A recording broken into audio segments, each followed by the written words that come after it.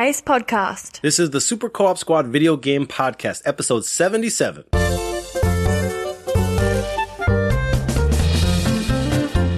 On today's show, we're going to be talking about sexuality and stereotypes in gaming and other sorts of media. Taking the risk. Can you teach an old dog new tricks with gaming? And lastly, we're going to be talking about old movies and how we look back at them, and do we cringe at what they are now versus what they once were. And don't forget, we always have the games. Gamer trivia, fan favorites, and name the game. Welcome to episode 77 of the Super Co-op Squad Video Game Podcast. I am one of your hosts, Johnny Mac. I am here with my fellow hosts, my friends, compatriots, gamer tag associates, legends, PlayStation Network. No, not me. You're on there though. Yeah, I am. Whatever Nintendo Switch has, they're friends on there. Neither of you are friend friends. biographies. Neither of you are friends on Steam. I ain't friends with nobody on Steam. I don't even know if you have a Steam. I do have a Steam. Okay, there we go. Well, the man who does have a Steam, Garrett Laney. I have a Steam. And does Josh? And it's that one day PC gamers and console gamers can play together. It's getting closer and closer, man. Minecraft already does it. So there you go. And the other man of the podcast, the other member wearing a Space Jam shirt today, Joshua Gerard. Hey. Yep. That's it. That's it. So before we get into this, guys, we are the Super Co-op Squad. We love games, movies, comics, podcasts, everything just nerdy in general we enjoy. Every week we sit down, though, we talk about the latest news in gaming and sometimes some other pop culture stuff.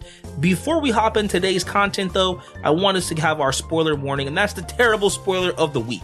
Well, you did give away my shirt, and I just want to let the people know that in the movie Space Jam, Michael Jordan is actually a cartoon character. Did that happen? He does win the game by stretching the entire court, half court, to make that last shot. He is therefore a cartoon character. I don't think that's exactly what occurs in that moment, but sure. That does indeed happen, but right, I don't know if that means Michael Jordan is a cartoon. I mean, maybe because he spent so much time in Looney Tunes. That's what we're alluding to, so I'm just going to say it right now. He is a cartoon character. You know what? This is your time. Yeah, so I'm gonna let it rock. Believe you can fly. I don't think Michael Jordan is a cartoon. I'm sorry, Michael.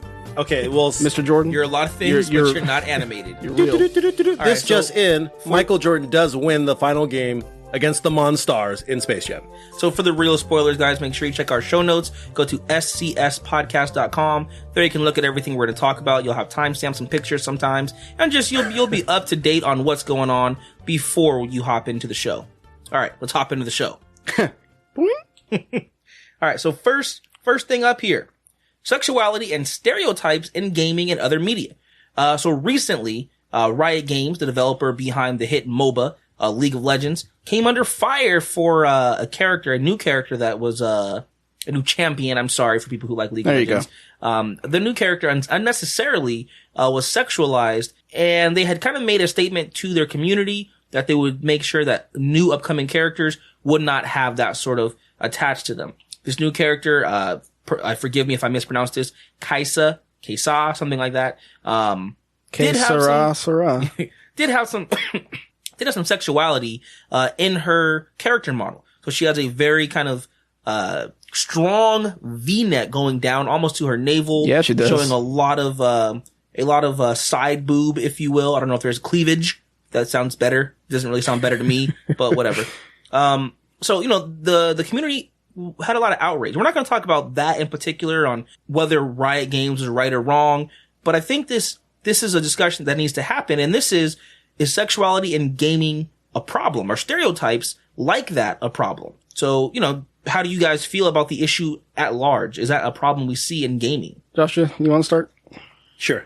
I don't know if I would go so far as to say it's a, quote unquote problem, but I do feel it does need to be addressed because it's not in all games, but it is a feature. Oh, I wouldn't call it a feature. It is something that is in a lot more games when it comes to how characters are portrayed. And that's just, more skin, less clothing, especially even in games where you have like armor suits or you're a soldier, you still end up seeing a lot more cleavage to these women that are fighting in these wars. And it's why do you need that? Now, it's something like in fighting games that's something that's known for fighting games because, you know, the girls in fighting games, especially games like Dead or Alive, it's just, you know, bouncing boobies all the time. It was Soul Calibur. But as far as like other games where it's traditional RPGs, whether it be in racing games, whether it be in MOBAs, it does show up more often than not. I think it does need to be addressed at some point. Or maybe that's something where you just make it like an extra skin where it's like a, you know, a bathing suit type skin, not something where that's the main character's only way to be clothed. For myself, I'm a little bit on the fence. I don't think it's an issue, especially coming from when a company or a developer makes a character. That's their character. They can do whatever they want with that character. No, I don't. I feel that no other person should have the right to say you're doing your character wrong for whatever reasons. However, I do agree with you, Joshua, like in like MMOs or RPGs, you know, you'll have the guys in the big bulky armors, you know, level 99 stuff. And then for, you know, it'll be that same armor set, but for the female character, and it's, you know, midriff, you got, you know, cleavage and, you know, shorts and bikinis or whatever. And it's like got max stats. And it's like, why can't the female armor sets still be, you know, cool? They could be slender and still, you know, look powerful and look cool and everything. It doesn't have to show skin because armor's supposed to protect skin. You're not protecting much if you're showing off your skin. I think that this is actually a really bad issue for gaming. I don't think there's anything wrong with it as far as it being sexualized for itself. I don't think there's a problem with that. I think the problem is that there's not other options. So in gaming, there's men who are big and buff. There's men who are slender and slim. There's men who are just normal, like Nathan Drake, or, you know, just middle age, middle height, middle stature. And gaming, it really centers on women with large breasts, you know, slim waist, big butts, slender legs. And there are women that look like that, but not every woman. I'd say more women don't look like that than do.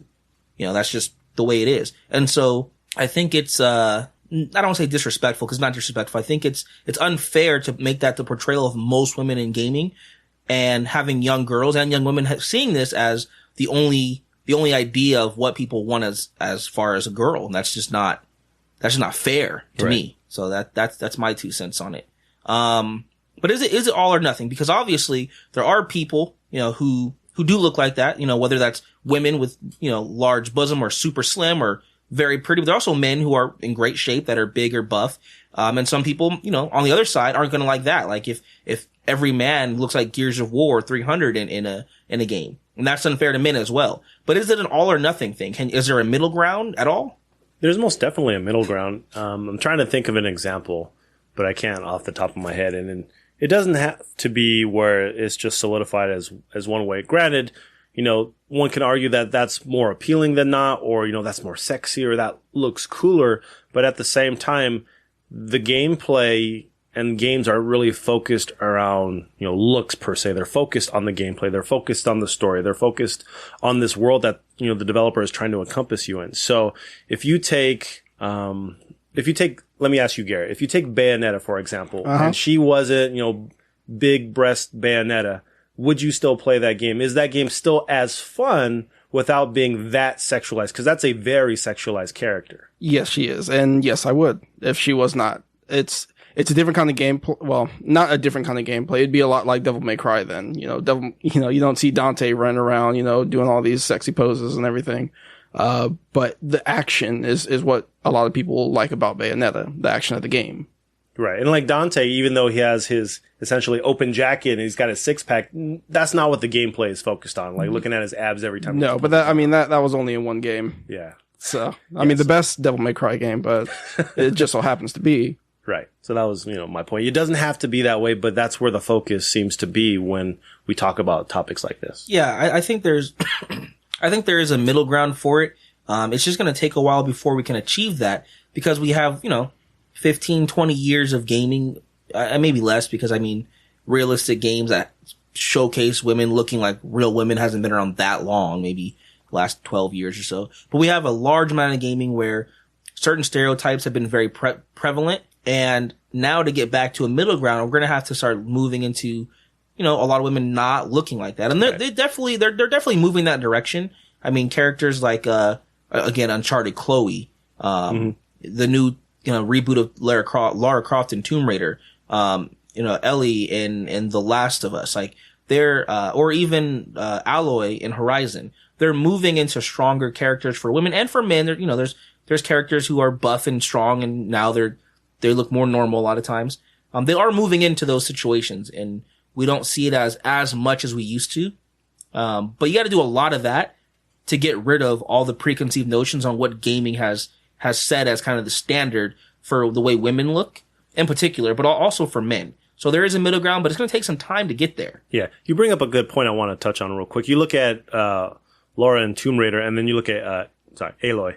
Sorry. And no, it's okay. In, Horizon, you take Lara, that has essentially less clothing than Aloy just because she's in that survivor mode mentality. And then you look at Aloy that is more fully clothed because of the culture and the type of game that is. But at the same time, neither character I feel is sexualized. And no one says, oh man, they should show more skin in those games. So to your point, I feel if developers just do it where it's not sexualized and they don't have like more skin, less clothing, I don't think anyone's really going to say anything about it because it's just how it is. Well, I think you bring up a good point. It's not necessarily about more clothing. It's about appropriate clothing. And like you said, Lara does show in the Tomb Raider games, she does show more skin, at least the recent ones. She shows more skin than Aloy does, but it's appropriate for what's going on in her game. Right. And I think the middle ground is like, if there's a niche for this in certain aspects, certain games, sure, it's fine. Like you said Dead or Alive. Like that's a game, obviously, that people almost play that game for its character models. That's what it is. Yeah. But the middle, some people like the fighting too. Some people do like that too. But I think the middle ground is what your community wants. And I think that's where it speaks out. So it's like Garrett earlier, you had said, well, it's their characters. They can do what they want. Well, it's my money and I'm going to vote with my dollars on what I want. So for instance, like this League of Legends thing with this new champion, people are not happy about this. Now they need to write nose. Our community is serious about creating character models for our player base that represents them. And they don't want over-sexualized characters, or at least not every character. I see what you're saying. League of Legends is a free game. It is free, yes, to play, but those champions cost money. It's very hard to get the champions for free. And B, I see what you're saying. You want to, a piece of the people playing your game. Those are the people important to you. But, a quick, easy fix is make a skin. You can still have the same character, same move, same character model, like the size of the character, just change your clothes. Maybe. I mean, obviously they're going to have other skins for her, but that doesn't change the issue that they made her look like that as her base model. Yeah, from the beginning. Yeah, from the beginning, this is what she looks like. And I think that's the problem that people have. Yeah. I don't know. I don't see it as a problem for me. I don't see it as a reason to be upset, but I don't play the game. Yeah, I mean, I don't think it's about the game in and of itself. I think it's that people want to have characters that they don't have to look at their own body image and go, well, I don't look like that. But for whatever reason, every single woman in almost every game I play looks like this beautiful model, and I don't. I mean, we all don't look like Duke Nukem. We all don't look like Marcus Phoenix, as we point out. There's so many more male characters that guys do not look like. So that kind of brings us to one of our next points, and we'll touch on that. The man side. Is it a problem for men? And you're right. I think that there definitely is some body image issues with the way that men are portrayed in gaming, but it's not to the same level that women are. Like, per your own point earlier, men in games, they wear armor. They wear helmets. Sure, they're going to be big and buff a lot of the times, but the gear's appropriate. And then you do get men that look different. You'll have a mage who will wear robes. You'll have a mage in games for women and they're wearing like nothing. Like that's a character model. Or I don't know. I disagree with that. You see a lot more slim. Like if we're talking like, cause I'm thinking like Diablo or something like that. You have a male and female character for each class. Each one I feel is representative of their class and that class's culture. Sure. I mean, I think Diablo is the best example for your point because Blizzard does a very good job at not over-sexualizing any of its characters, whether that's Overwatch or World of Warcraft or Diablo. But take a look at like games like Dragon's Crown or take a game or any Final Fantasy, like some of the biggest games we have, or Metal Gear. All of the women in those games, I mean, they are not clad in any way the way they should be, like not even at all. But I think, and there's more examples of that in gaming than there are of men, that there's not one body type in gaming for men. Like they have fat characters in Street Fighter. They have fat characters in Tekken that are men. They would never do that for a woman. Every woman in those games looks like you'd expect them to look if they were on a runway. And I think that's the issue that they're looking at is that, yes, there is some problem with men. It's not that it's not there. It's just way worse, in my opinion, for women. Yeah, I would agree with that. All right. So last thing here. Is it culture based? So if you are world traveled or know kind of about different cultures in the world, if you don't, I'll let you know right now. The U.S. is very, very sensitive to sexualization in media and sex in general. Like you don't see it as much in movies or games or television. Whereas in other places, parts of Europe, the UK, Japan, Germany, Mexico, it is not that way. It is almost the exact opposite where sexualization, sex, things like that are much more acceptable than outright violence and vulgarity. And that is something that is almost okay. Like you can see if you watch 8 p.m. primetime TV on NBC or Fox, you can see someone get shot on TV. Like, you'll watch 24 and the main character's like stabbing people. Right. You will not see that at all in these other countries. So is this something that's just maybe cultural? Maybe it's just different for us than it is other people. I feel so. It's definitely a culture-based thing, in my opinion, because you don't see people in, Japan or so much in Germany complaining about this kind of thing. They're busy complaining about the violence. And right. Like there's certain games that are okay everywhere, but banned in Australia. I think like Saints Row is banned in Australia, Yeah, it happens often where cover art for games is different in other countries than in the US because of the violence portion. Yeah. Yeah, it's many, many times. I want to touch up on that because that actually was kind of where I'm going. It is culture based because if you take a game, and we see it primarily with Nintendo based games, especially where you have cover art or characters from a game that's, made in Japan or a game that's made outside the Western, releases, that they show more cleavage or they have bigger boobs or they have low cut dresses. And when it gets, westernized, they change slightly the appearance. They have more clothing. How they look is slightly different. And that is because it is partially culture based. And then you look at, other fighting games or even certain, definitely with covers, it is more, violence oriented or, you will see characters with weapons here versus over there on the East or the, Eastern end of the world. You will see games that focus on dating sims like, Hatful Boyfriend. And they have games where, they have games specifically for VR where it's essentially a dating sim, but it's always, I don't want to say always because I don't know. It's more focused about dating women in a sim life, but you don't see very much about dating sims for women to date men. It's a very good point. So, I definitely do think it's culture based and it's depending on, each area or class or whatever, what's acceptable over there may not be acceptable somewhere else. Yeah. I mean, I imagine if you saw a character model for any game or cover with a man with just a giant freaking package in his pants. Like just the bulge of his penis coming out of his pants was just ridiculously large and obvious. Saints Row 4. Turn that slider all the way up. I mean, that's not the same thing, but I'm saying, like you just said, like in movies and games, you'll see on the cover of the box or whatever, or just the character, just in general, not something you can play with the slider, but just that's the character. Okay. With just, instead of big boobs, the man just has a gigantic penis coming down the leg of his jeans with, a nice curvaceous butt, like. The Idris Elba. Yeah, okay. and no shirt, just rippling muscles and six pack. If that were like the norm for characters, you would just see that. That's what I feel women are dealing with personally. But final thoughts on anything before we move on? Tying it back to, League of Legends, I'm not part of that fan base, so I can't really speak for them or for that particular game. I just looked at the character right now because I didn't see it before. I do see where they're coming from, and I don't know if to me, it's not as big a deal, but at the same time, I'll agree with Garrett where it is a character. They did make the character, but if you are allowing different skins and you're showing different models for the character, then I think it's not as bad. But has anyone asked why they made the character that way? I mean, does it not even matter? They did go into it, and essentially it's because they needed to make it clear that the suit wasn't like her skin. She was a human underneath because she comes, as far as like the lore of the game, she comes from another area, like another kind of, not alternate dimension, like a other world, essentially, where there are monsters, where they had to make sure that people understood that she wasn't like one of these monsters. I feel like that's a PR explanation. Probably, but that was their explanation. Okay.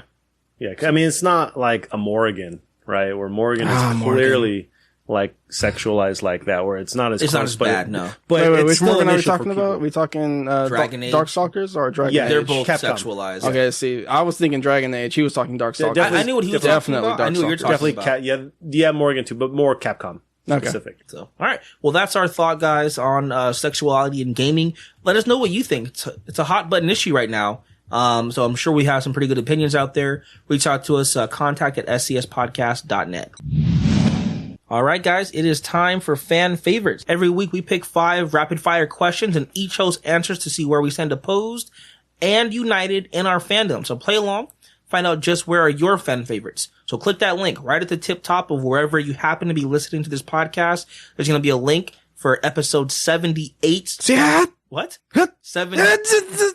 Why is he? I don't doing a understand why link? he's doing The that. links. Those are the sounds. That I Link thought you were makes. stuck on 78. Like, what do you, yeah, I thought he was making a joke about 78. 78's fan favorites. Click that link, take the quick poll. That way we'll have your votes tallied. We'll be able to talk about it on the air. Freaking Garrett. Garrett, you know why Ganondorf doesn't browse the web, right? Why? There's too many links. Damn. But All right, Joshua, it was your week, man. What do you got for us? so I appreciate you not pulling up the percentages until after we run through this because I don't want you cheating again. I don't cheat. But hey, question for you guys. Well, it's not even a question. It's more occasionally we watch a movie and we think, you know what? That was a pretty solid movie. We don't ask for a sequel at the time, but most of the time we do get a sequel or a trilogy or a prequel or whatever else. But most of the times we are debating whether the second movie or the third movie is the better one. So, which one is it? The second movie or the third one? Second movie every time. Well, we'll see. I call this sequel or threequel. Fan faves. So which one do you think is a better movie? Ready? Yes, sir. All right, first one. Iron Man 2 or Iron Man 3? Iron Man 2. Iron Man 2. Iron Man 2. Star Wars Episode 2 or Episode 3? Episode 3. Episode 3. Episode 3. X-Men 2 or X-Men 3? X-Men 2. X-Men 2. X-Men 2. Matrix 2 or Matrix 3? Matrix 2. I'll go Matrix 2. You're trying to keep the streak. Matrix 2. And the last one. Lord of the Rings, The Two Towers, or Return of the King? Two Towers. Two Towers. Return of the King. This never happened before. Nope. We've It all was- got all 5 things all the way around. It was very close. And it came down to you and your last one. Well, I stuck to my guns. I'm not gonna. Yeah, I didn't try to cheat. I didn't change either. Plus, I didn't have. I was the And first one. So I'll I have an explanation on why. have a same here. All right, You what do said we got, you bro? don't have an explanation? do. Okay. Well, Break First it one. down. Iron Man 2, Iron Man 3. As a better movie overall. It just was. I mean, Iron Man 3 actually pissed people off. Yeah, we can all agree that maybe the first Iron Man is the best out of the 3.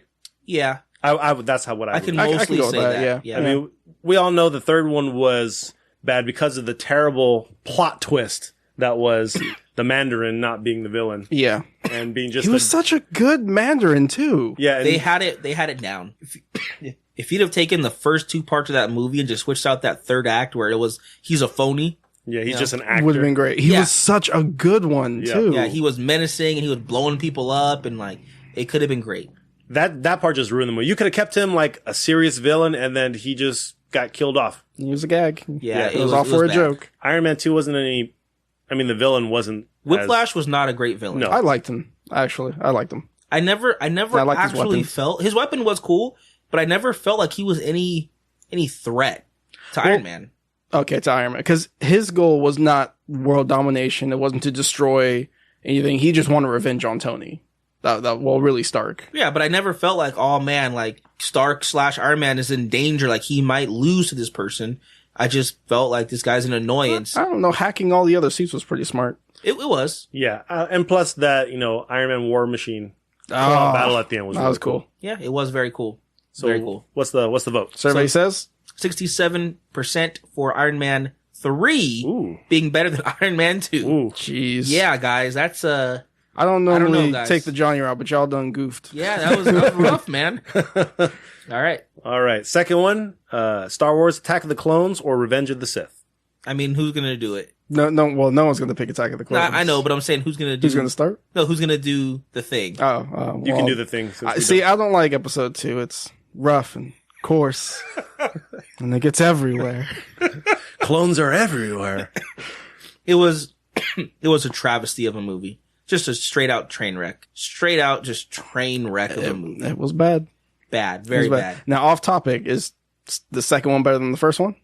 No, the second one's the worst one out of all three of those prequels. Okay. All right. Yeah, I want to make sure we're on the same page here. It is kind of all over the place. And Revenge of the Sith, I think, was a nice way to close out that early trilogy, just because of the way the second one set up a lot of stuff. And it was just like, yeah, we're all over here and there and there and there. And I was a big fan of the Obi Anakin fight at the end. I liked it. I liked.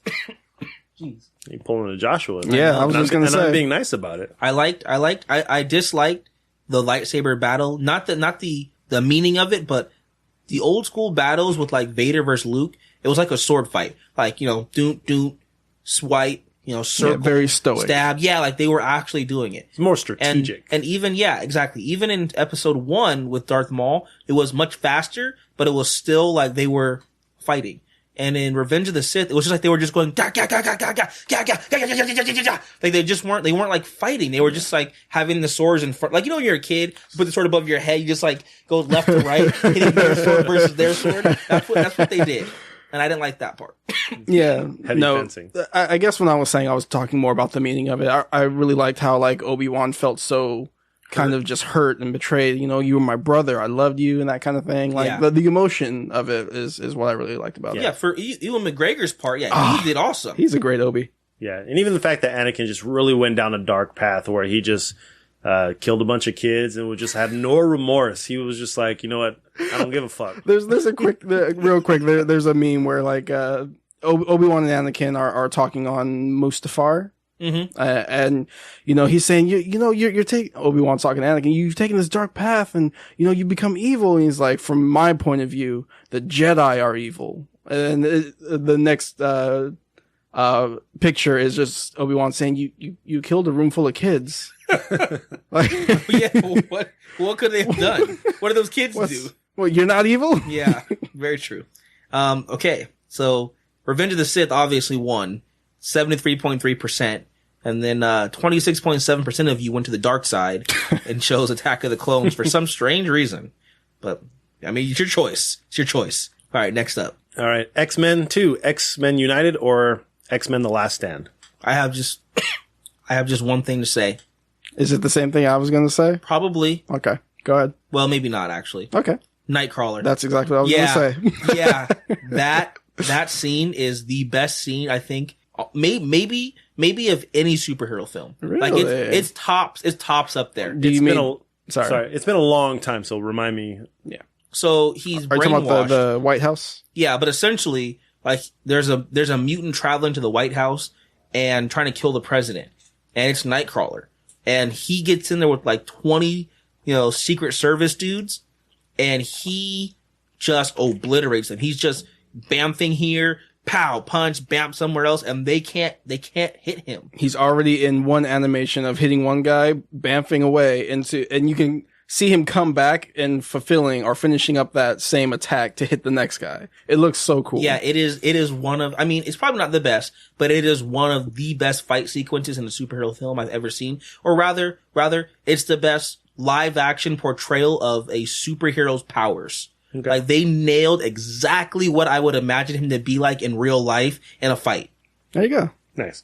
And on the flip side, bad Phoenix climax. Yeah, they ruined one of the best X-Men like comic arcs that has ever existed. Yeah. And characters in Jean Grey and Juggernaut.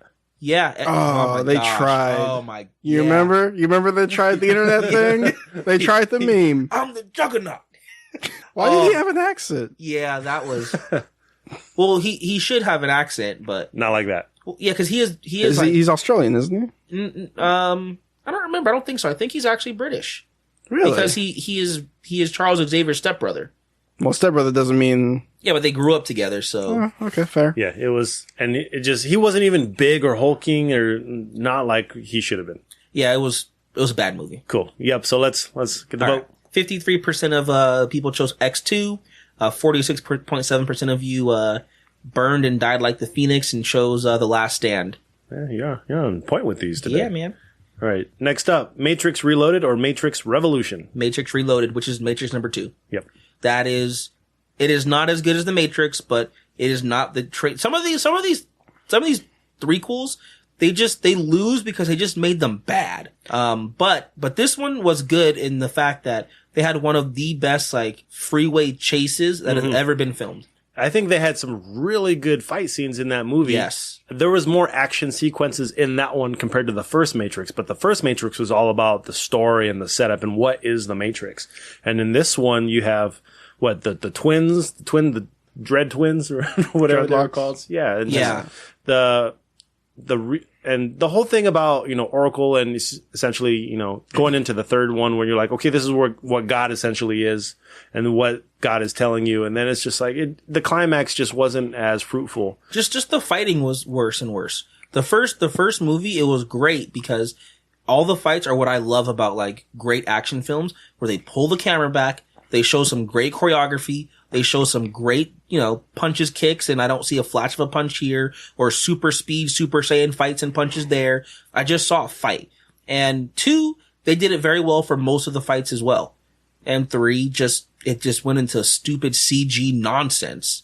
Yeah. Also for me, Matrix Reloaded did what I think 3 couldn't in that it found ways to keep its characters relevant. Because Neo is, like you said, he's kind of like God now. He can warp reality. He can fly. He can fight. He can alter people's bodies and minds. He was Superman. He was essentially an Ultra Instinct. Yeah. So essentially, like in 3, the other characters have nothing to do because he's super God.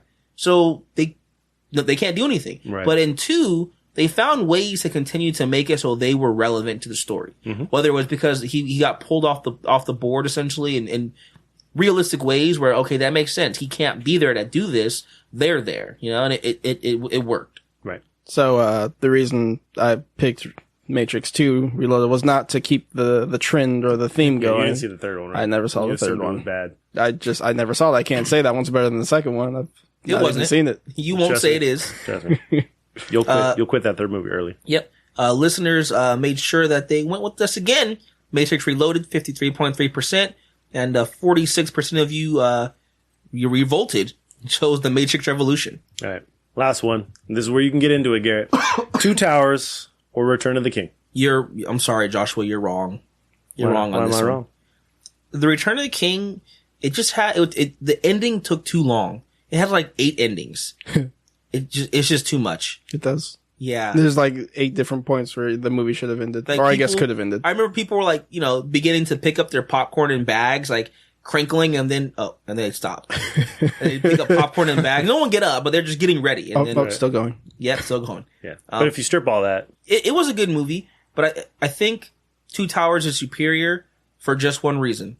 The battle at Helm's Deep. Yep. That battle is one of the best battles in any fantasy movie ever. I need to catch up on these movies again. It's been so long since I've seen them. Just the way it's filmed, it felt like Game of Thrones before Game of Thrones. Yeah, very epic scale. Yes. Yeah. Things were looking bad, and then, look to the east when dawn arrives. Yes. And then also, I think it was the best one in solidifying the characters and their relationships. You really get to see Legolas and Gimli come together. You get to see Aragorn begin to take on his leadership role as, the heir to the throne of Gondor. You see kind of the menacing situation with Frodo and Samwise, with Gollum. You see Merry and Pippin doing whatever. Yeah. I did not care about that. Every time they're on screen, I'm just done with them. What are you doing? But everything else, you see it start to roll into fruition. And by the end of that movie, it had built everything up to such a fever pitch that it was great. So, yep. Okay. Did you have a reason to pick Return of the King? I think both movies had some really great sequences, and what I remember is more of Return of the King just because of that epic battle at the end and Aragorn taking kind of his throne, so to speak, and leading them to victory at that end. And then kind of just the way Frodo actually gets to the point and just you're there, but you don't know what to do. You know your journey, you know your mission, but then you're still conflicted at the very end. So that stands out. And then, of course, he was weak. Of course, he lost a finger. He was weak at the end. He let it turn him. But, all right. 53.3% of our listeners went with the Two Towers, and 46% you guys also got turned and chose Return of the King. All right. Well, that's fan favorites and a darn good one, Joshua. Thank you. I almost was with all the listeners except for was the Star Wars? No, the Iron Man one. You jerks. Yeah. What's wrong with you guys? Honestly.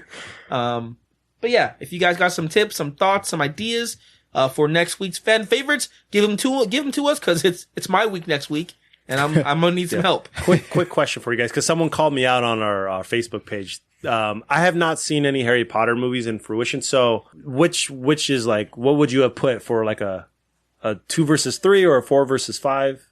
What's the best one? I haven't watched most of them more than once, as I don't like them very much. Oh, but you gave me flack for not seeing any of them. I've watched them. I don't enjoy them because I've read the books, and the books are just far superior. But if I had to pick after watching all of them, he actually read the books though. Shut up, dude. Don't give him flack for that. That's another one. I've listened to the audiobooks and read the books, and it's like very similar to the same. Now, you don't gain the same educational like experience because you don't get the words and like the vocabulary increase of your mind by listening, but I got the same experience of the books. So another example. And which one's the best one? Like the last one was really good, I thought. Are you talking about like the movie, the last 7.5? Okay. The 8th movie essentially was the best one, in my opinion. All right, I'm not big into Harry Potter. I don't care. Then I shouldn't have asked. That's fan favorites. Probably not. Make it an outtake. All right, guys. Taking the risk. Can you teach an old dog new tricks in video games? So we're looking at the new God of War. This is a God of War spotlight here. That's coming out in a couple weeks now, about a week or so. No, it's coming out in a couple of days. Oh, is it out? On the 20th. I thought it was next week. It's out on the 20th. Well, that's, boom. Yeah, that's more than a couple. So, looking at the new God of War, has a new story, new gameplay, some interesting, transitions from scene to scene, and a much longer, much extended campaign. Despite all this is still considered God of War, but it's changing the franchise and it's already getting really good reviews. Is it worth it making this kind of change in a franchise? This is a big change. It is a big change, and it can be worth it. It's not going to happen every time when you change the formula. A lot of people like games. They keep playing a franchise because they like the way the game plays. They like the characters. They like the story or whatever. If you change too much of that, then you lose those people. Right. But at the same time, with a franchise going for so long, you do want to change it up. You want to breathe new life into a franchise. You want to bring in more people. You want to kind of change it up so that the characters and the story stays relevant. But it is a risk. Yeah. I think it's situational, because if you look at certain games like Assassin's Creed, they've changed some different things. You look at Assassin's Creed Origins. I don't think that is a drastic change. They just kind of turned it with some RPG elements. But with God of War, they've really changed almost not only just the core of the gameplay, but how everything kind of comes about. And when you do that, you are taking a big risk. And if you play a game for too long, or if you have the same game like Gears of War, when Gears of War 4 came out, I was truly excited, but I think it fell back a little bit because it didn't have that excitement and that flair, because they didn't branch out and do something very different, where I think that game in particular could have done something better. And here where God of War stands, I've played all the games minus the PSP games, and it has been very similar over the course of 7 or 8 games. And a lot of people gave this new game flack because, they're changing it and it doesn't look like the whole action, and then all we see now is like 10s. So those are good summations, but neither of you actually said, is it worth it to take the risk? Is it worth ruining the franchise? Garrett said it can be worth it. Well, and come on, that's obviously obvious. Like anything could be worth the risk, but is it worth the risk? Like it can be worth it if it pays off. That's obvious. And that's the thing, right? You don't know if it will or won't. I think rather than is it worth it, it's more, should you take the risk? Because so that's what it means. Is it worth it, or should you make a drastic change like God of War is doing, or should you leave it the same like Gears of War and Halo? Like, which should you do? Which one do you prefer? Which is the better risk, to leave things the same or to change things? There you go. That's a better question. Yeah, it was the same question. It's the same question. I just phrased it differently. If it ain't broke, don't fix it, right? But so that's your point. So don't take the risk. Well, if you make 2 games, I think they should be. I don't think you make one game And then the second game, like the sequel, is completely different from before. I think. But let's say with a storied franchise, 3, 4 games in. I think 3, you can make some changes. 4, if you have a 4th game in that franchise, you should definitely put something different. So take the risk. Yeah. Garrett? I'll also take the risk. Take the risk. After a certain amount of games. I honestly, I don't think it, I think it's end your game with a good, at its high point. Don't try to let it live on forever. Just make a game. Let it be what it was. I don't know about that, because if they did that, God of War would have ended, maybe at 3? That'd be perfectly fine with me. I mean, yeah, it should have ended at 3, but no, I didn't care for Ascension. But this one's coming out and it's getting great reviews. That's so true. they would miss out on that. They'd miss out on any extra money. That'd be the end of the relevance of Kratos. I think what this does here, though, for this game, it completely changes the mythology. So it's not just, okay, now we're still in this mythology, now we're extending the story. You have a past and the past is still relevant, but the future and the mythology is completely different. Yeah, but what Garrett is saying is that if you let those games live at a high point, they're still going to fade off into obscurity as new games come out and less people who are gaming have played those games. Yeah. Because new kids are coming up, they would not have experienced God of War. And to that, I'd just say that's just a sad fact of life. Ninja Gaiden, as many times as they may have rebooted it, it still lives in infamy as one of the hardest games in the Nintendo Entertainment System. And it doesn't need anything new. Like, if they missed it, they missed it. But people who played it, like myself, they know what it is. Or like the original, or the Teenage Mutant Ninja Turtles 2 on the NES, or Turtles in Time. I don't need them to keep going and making those. Like, just leave it be. Well, and opposite of that, I didn't play the original Ninja Gaiden on NES. I did play it when it came out on Xbox. Mm-hmm. You know, the Ninja Gaiden Black series, the new kind of refreshed, or the reboot of Ninja Gaiden. That's when I came in and found out that I like Ninja Gaiden. So again, if they just would have left it in the NES days, that'd be it. I wouldn't know anything about Ryu Hayabusa. I wouldn't know anything about Ninja Gaiden. You I wouldn't have played it. You wouldn't, but I mean, at least this thing lives as being a high point instead of fading out into nothing. That'd be like if you continue to, if for Breaking Bad, would you decide, well, if they don't keep making more Breaking Bad and bring it back, then people 10 years from now aren't going to know about it. I feel that's different. I don't think that works for that media. Why is that? Just because with a show stays where it is. A show, you can always revisit a show. It's complete there. But with video games, you can bring it back. You can you physically play it. You actually have new stuff to do. You are in control of the character. You can make different choices. You can play another game. There's still in the same way that you can go back and rewatch Cheers. All you can do is rewatch Cheers. Yeah, you can go. Someone who wants to experience that great thing can go back and play, Super Mario 64 or whatever. The game just sits there. It's gonna always be there. If you really want to go experience it, and we know, the term Metroidvania. How many people say Metroidvania, but probably haven't played one of the classic Metroids or Castlevanias, but they know the term. Yeah. If they really wanted to go back and play those, they can find a way to do so. It's not that difficult. Yeah, but is it a bad thing if they continue to make Castlevania or Metroid games? To me, I think so. I think I want it to end at some point. And maybe not some of these franchises like Mario or things that they can just keep revamping very easily. But things like Gears of War and Halo, I think they have a shelf life and they need to be put to pasture at some point. Yeah. Then it's per opinion and per franchise, right? Like, would you be okay if Smash Brothers ended at Brawl? No, I wouldn't. Because it's a fighting game. How is that any different? It's different because the game is still the same. They don't have to change that game. It's the same thing. Whereas if it's changed a lot, like God of War or Halo, or they try to continue to change and adapt, they can ruin it. There's a point, I think, where a game has a shelf life, and that could be a couple games or 10. I don't know what that is going to be every time, but there's a point where your game is dying. And that's the point. Sorry, go ahead. That's the point where it ends. Does Street Fighter have a shelf life? I'd say no. I'd say most fighting games, you can always bring them back because it doesn't die or change the same way that storyline based games do. But you're tired of Mario games? No, I'm not. Oh, so it's case by case. It is case by case, Okay. Unfortunately, yeah. That was it. That was one point. Okay, cool. I guess that's the next point then.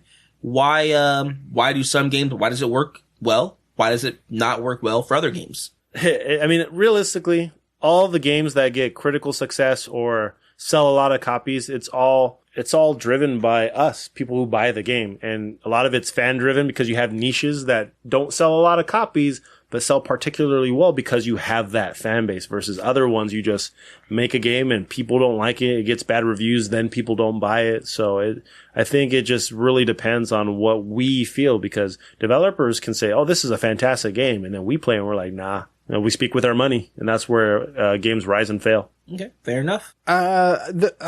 So for me, there's no formula, there's no equation you can look at to find out why some are successes and the others are failures. A lot of times it could fail because a whole nother kind of company takes it over, a whole new developer. And, a lot of times they may not get the character. They may not get why the franchise is popular. And that can ruin something going forward. I had a point, another thing is that it's not always a failure, every time. Well, okay, sales can be a failure. That happens there are great games that don't sell. But because a game is getting negative reviews or anything like that doesn't mean it's a bad game. That means it got reviewed poorly. It means that the person that reviewed it didn't like it, but that doesn't mean that the game is bad. For instance, we have a list here of games that got negative criticism. We have Legend of Zelda Wind Waker. Maybe 1-2 things people had issues with. I think the Triforce pieces and too much sailing. But that was a great game. That is actually a lot of people like. I don't think that was reviewed poorly or sold badly. I kind of curated this list. This list is based on games that have completely changed how they play. Oh, okay. And kind of leading to the topic. Okay, I see what you're saying. Sorry, I was looking at this list, looking at things that may have failed or things that failed, but it just says things that got negative criticism. Yeah, and that's from their change. Yeah, coming out the gates, just the way the game looked got a lot of criticism before it got launched. So I think the thing that matters is if the game changes, does it stay what it needs to be? And for instance, God of War. So God of War was a hyper violent, very gory action adventure game. At the height of a time when action adventure games were big, Devil May Cry, God of War, other series like that on the PS2, that was what was big. Now we have games that are very visceral, very punctuated, where it hits hard with story, but also gameplay and combat in a slower frame. The Last of Us, Uncharted to some degree, Dark Souls. Those are the games that are very popular right now, that type of game.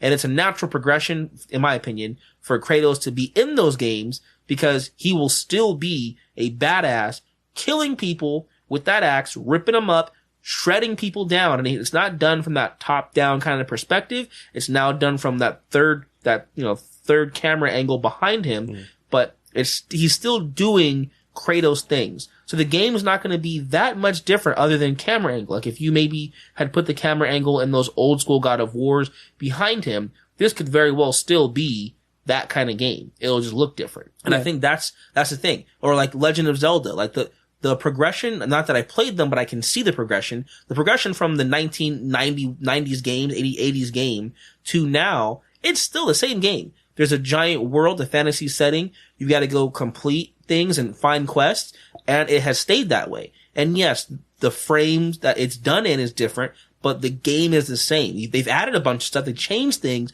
but it's essentially doing the same stuff. It was until Breath of the Wild came out. I played Breath of the Wild, and I would disagree, only that yes, it's way more open world, but essentially you still have to go complete temples, you fight Ganon, you get better weapons and swords. That's what Legend of Zelda was and still is. Yeah, but I would argue the whole Legend of Zelda format before Breath of the Wild was go to a temple, go to a dungeon, get a weapon, and you can only progress because you have that new weapon. Right. So, yeah, again, the only thing that's different now is this open world. You can choose almost any way, any reason to go anywhere. That part has changed. But all the other things are the same. And that's a natural progression for gaming right now. Gaming right now is Minecraft and Elder Scrolls and Fallout, where you just have giant sandboxes where you can do what you want. And they've adopted that. They put it into Zelda. But the game, other than that, is the same. I would disagree, but it's not a Zelda topic, so. Okay, fair enough. Gary, you good? I'm good. Yeah. Cool. That's all I had on this topic, unless you guys have any final thoughts. I like Star Fox Adventures. All right, fair enough. Yep. Cool. Well, that's our thoughts, guys, on gaming changes and when they should or shouldn't change. Give us your thoughts reach out to us by email, contact@scspodcast.net, or by email, or on Twitter @Super Co-op Squad. All right, guys, it's time for Gamer Trivia. Every week, 2 of our hosts go head-to-head in a best-of-3 trivia contest. The winner, they stay on, play again, feel good, pop it and shine it next week. The loser, rain clouds keep falling on my head. That's how the loser feels. So play along, see how much gaming knowledge you have in Gamer Trivia. And Garrett put on. Still have that, Garrett put on a Kratos mask, looks like something out of Payday. Oh man, that was a GameStop thing for a while. I had one of those and they got real dirty and got real musty. It's hard to breathe in that thing. Yes, it is. That's why I took it off. But yes, I did have a Kratos mask. So guys, it's God of War trivia. Just did Facebook. I'm in trouble. I'm in such trouble. I don't know. I've only played the first game. Luckily, this is God of War 1 trivia. Yeah. See? Oh my god, I'm in such trouble. I played it so long ago, guys.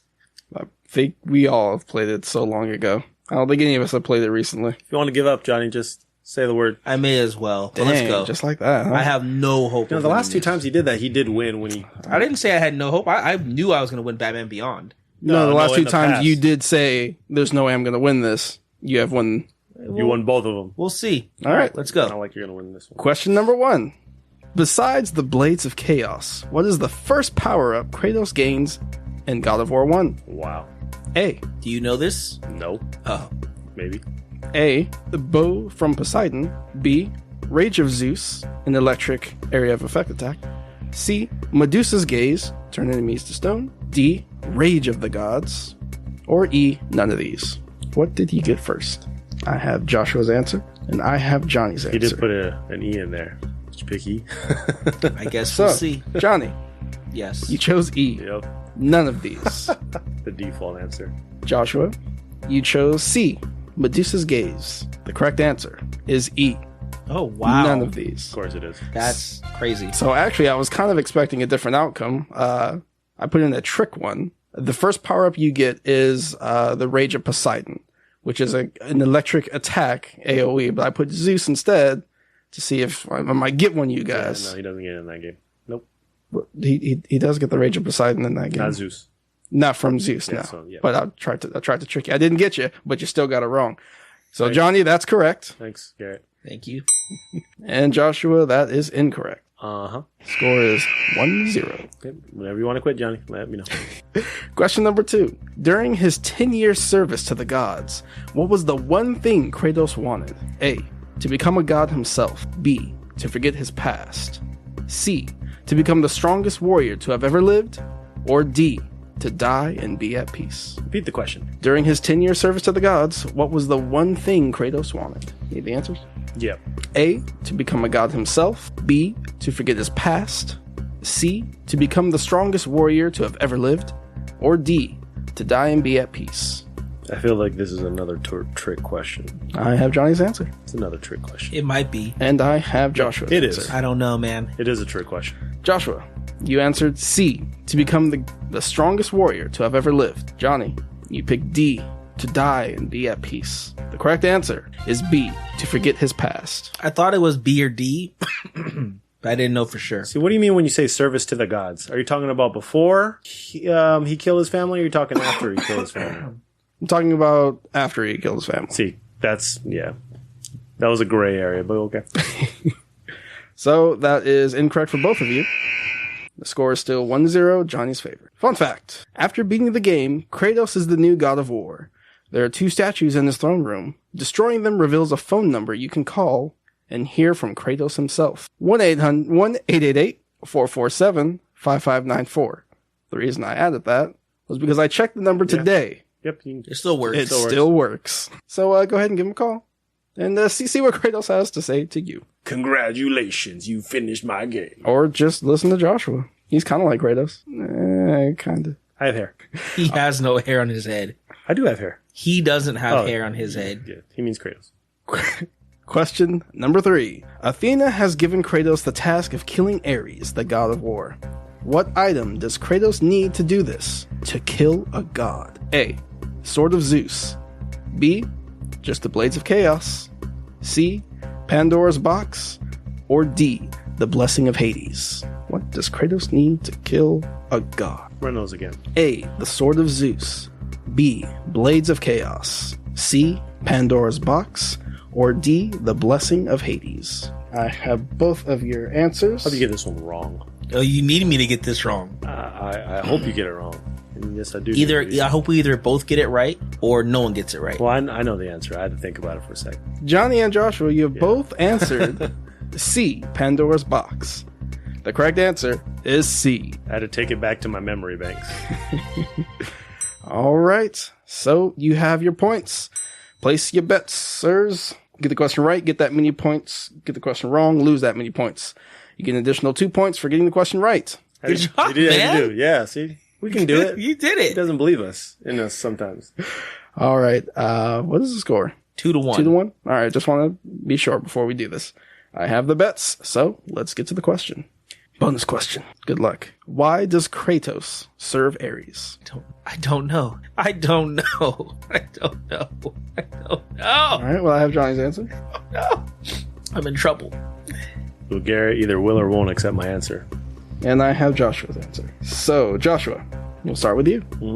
Hopefully my summary is good enough. So you answered he needed help defeating his enemies on the battlefield. Johnny, I got it wrong. you answered it is a debt he must repay because he killed his family. Spoiler. For a 13-year-old game. Yeah. The correct answer is Kratos asked to be saved from death and swore himself to Ares if the god of war struck down his enemies. He was at the brink of death. Some barbarian general had him on the ropes, was coming down on the axe, and he asked Ares to step in, which he did. All right. Chopped his head Joshua off. got the W. Well, it depends on if he accepted that answer. He didn't say if he did or I didn't. think he will. No, I accept it. Dang straight. But let's get to the points. Well, it doesn't matter. Even if you bet 0 points, he wins. Fine, game over. Please allow the listeners to hear how the points broken down. Okay. Johnny, you had 2 points. You bet 0. Puts down to 2 points. He stayed relevant at 2 points. Joshua, you had 1 point. You bet 1 point. So that puts you up to 2, and you got the answer correct. So an additional 2 points, bringing you to 4. I'm back. Dang it. Joshua is the winner of God of War trivia. I am the god of war. Good job, buddy. Thank you. You did well there. Ares, I don't need your power. All right. Well, that's gamer trivia. Good job, Joshua. Thank you. You'll see Garrett in the match next week. Yay, I got my 1 streak. Nice. All right. Culture shock. When times change and we look back at games or movies and cringe at what was once allowed. So old games, old movies sometimes get picked on because the cultural climate in which they were released is very different than the ones that we live in today. So accepted norms, cultural acceptance, changes occur, and the portrayal and messages of those old games and old movies are forever recorded. Should we look back on these things with malice, shame, or point a finger at these games or their developers or their creators because it's not in line with our PC kind of culture today? So let's. I feel we should kind of. That's what I'm looking for. Explain. Yeah, that might be a good one. Do we have any examples of any games or movies, or is it just so much as we have many examples, but I'm sure there's one that both of you are very aware of right now, and that is The Simpsons. No, I'm not really aware. The Simpsons television show has come under quite a bit of fire. Scrutiny? Yes. There was a documentary released last year, 2017, which discussed and reviewed Apu as a character and how he was harmful as a stereotype to many people of Middle Eastern or Pan-American Indian descent, because that was the only character on television for many, many, many years who represented them, and what it made people think or say about them, and what people felt about their own culture in America because of this character. So people were upset about this. After watching the documentary, The Simpsons had come under some more backlash after having an episode, which then it really just kind of not poked fun, but commented about this, with Lisa stating in the episode that, someone is being chastised or reprimanded for something from decades ago when it was fine to do then and not now. What are we supposed to do? Is essentially what her quote is in the show. People were very upset by that. But it does bring up an interesting question, and some people are defending The Simpsons. Many are not. But is there something to that? Should you be held accountable for something that you created or done that is no longer acceptable? That is a good question. Part of me says, no, you shouldn't. That was the time that was the time, that was comedy, that was what it was to them, at that time. And it was popular back then. It was, no one had anything to say about it. Everything was fine. But then you kind of look back a little further, maybe something that's more related to me. And, you look at the Disney movie like Dumbo or something like that, and they have actual crows being stereotyped as, black folk. Do I look back at that and say Disney, that was wrong and everything? Honestly, no, not really. It doesn't bother me that much because I've always just seen it as, oh, this is just a movie. I mean, it's been a very long time since I've seen Dumbo, but back when I was a kid, I didn't see it that way. But I can see how people could be upset about the portrayal of a character, even if it was from decades ago. Bless you. Thank you. Yeah, and I agree with that. I like that example. You can't control something that has already happened. Now, if you have something to say about it, if you have an opinion about it, that's okay. But how are you going to punish somebody for doing something that was socially or was just acceptable at the time? So, like going back to our segment not too long ago, if we have games that sexualize characters and it's okay, and say 20 years from now, if you sexualize a character, that game is banned. Like, you don't go back 20 years and say, it's your fault for doing this, and we're going to punish you for something that was acceptable at the time. I think you can have a say about it. I mean, if you really don't like it, like in your example, Garrett, if that really offends someone, do you just say, okay, Disney, you can never sell Dumbo again because it's not culturally acceptable now? Like, at what length do you go to try to reprimand that behavior? So you bring up a lot of good topics. And before we move into some of those topics, I'm going to bring up one thing about Dumbo, and just Disney's stance on these things. So there's another movie called Song of the South.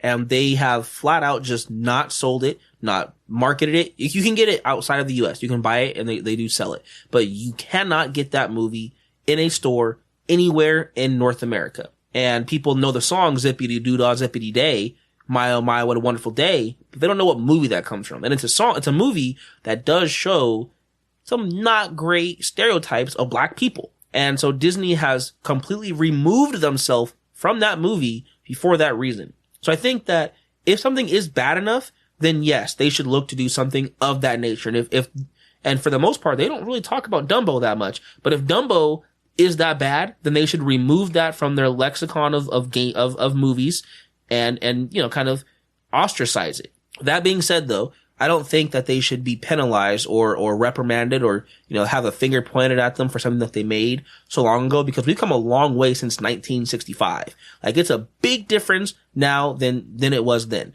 And I think that's the standpoint that we need to take in regards to learning from these things and pointing it out, but understanding that at that point in time, maybe they didn't know they were doing something wrong, or maybe they didn't care, but it's done. And going forward, they need to accept that and move forward. I think the problem we have with The Simpsons in particular, or anyone that falls into this situation, maybe like Halo in 10 years or something, I don't know, is own it. If you made this thing and it's not good, you can say, you know what? My bad. Like, you know what? I wasn't trying to hurt anyone. I was making a character or a game or a movie. And you know what? That's on us. That the thing that we made, it hurt people. It offended people. That was not our intent, or it made, sweeping generalizations or stereotypes, and that messed with people, a lot of people. And that's on us. That's what I think the way that you need to handle it. I don't think that you should be like, well, it was fine then, what's wrong with it now? Like, right. That's not okay. To add on to that real quick, you say they should own it and apologize for it and everything like that. What do you do after that? Do you continue using, like, say it's something that's still going on, do you continue using Apu? Do you take Apu out of the Simpsons universe? That's a good question, and that's a tough answer. I couldn't tell you for sure. I mean, something with like Apu, I think maybe specifically for him, yeah, you leave him in there, because It's 28 years. Yeah, like he now he's a staple of The Simpsons. It'd be something different if he was like in season 1. You're like, you know what, this guy is really kind of racist and stereotypical, but he is just part of that universe now.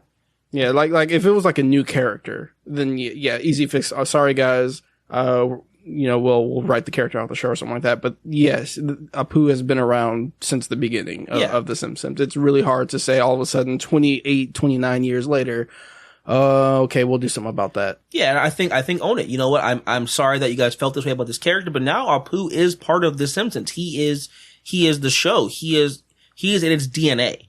And it's not because he's a stereotype, it's because Apu is Apu. But I think it's each one is a different situation. Yeah, and everything, I mean, this is, the culture episode, I guess we can say. Everything is based around culture, and cultures can adapt and change definitely over time, definitely over generations. So Johnny, I really like your point. I want to bring up 2 examples of how people have approached something and how developers have come across it. So I want to give 2 examples. So the first one, in Grand Theft Auto 5, there's a torture scene in there where a lot of people were uncomfortable with that torture scene. And they said, Rockstar was, it's a mature rated game.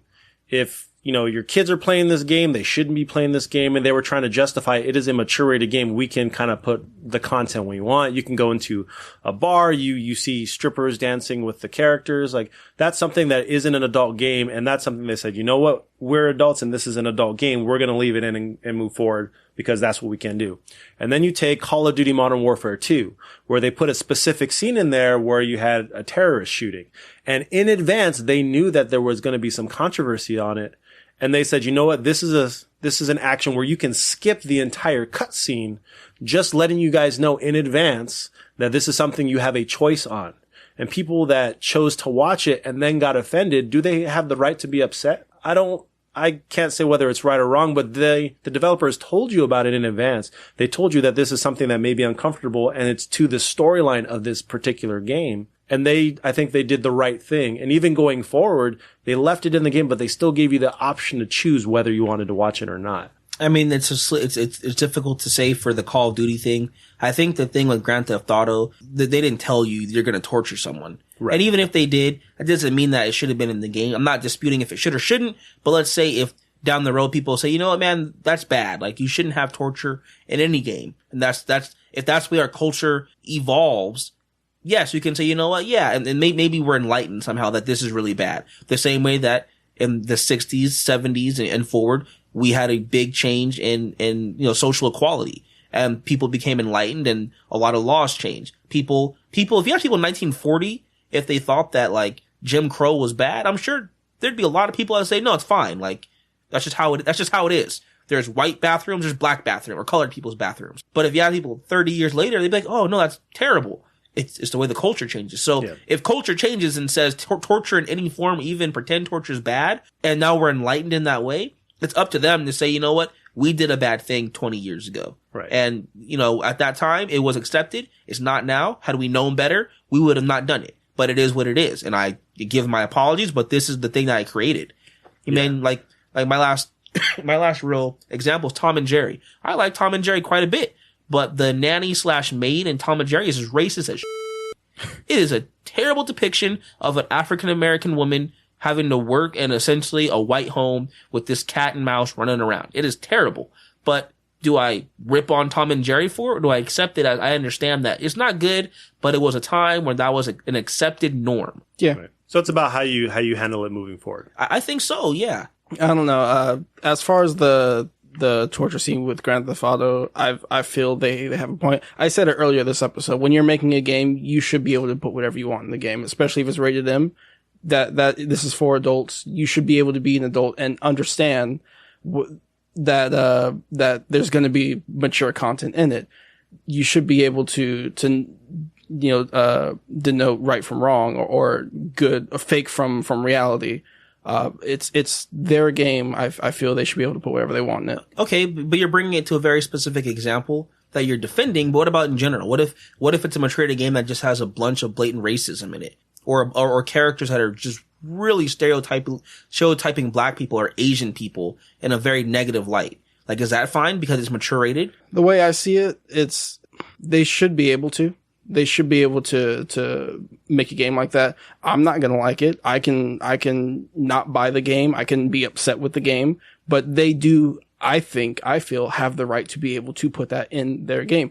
To me, video games is art. You can make art whatever way you want. It's your depiction of something. It's how you want the story to go. Maybe you want the player to feel uncomfortable. Maybe you want the player to be upset at a specific character, a specific setting, specific situation. It's when you're making a game, you're making art, and I feel that you should be able to make art however you feel you want it to be made. Okay. I have nothing else to talk about. Yeah, I mean, it's either way you go, it's a difficult subject because you're looking at things from a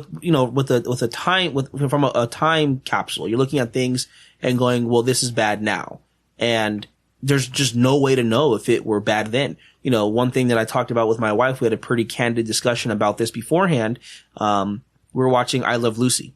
And in I Love Lucy, we're watching a specific episode. I'm sure it happened in many episodes, but in this episode we watched, Ricky comes home, they're chatting, Lucy's pregnant, and he busts out his pack of smokes, knocks the pack, in his hand to get it, whatever they do with cigarettes, lights one up, and he's smoking while she's pregnant. Just in the room, she's there, he's just puffing on a cigarette. And we're like, whoa, like Ricky's smoking and Lucy's pregnant. Because they didn't know back then.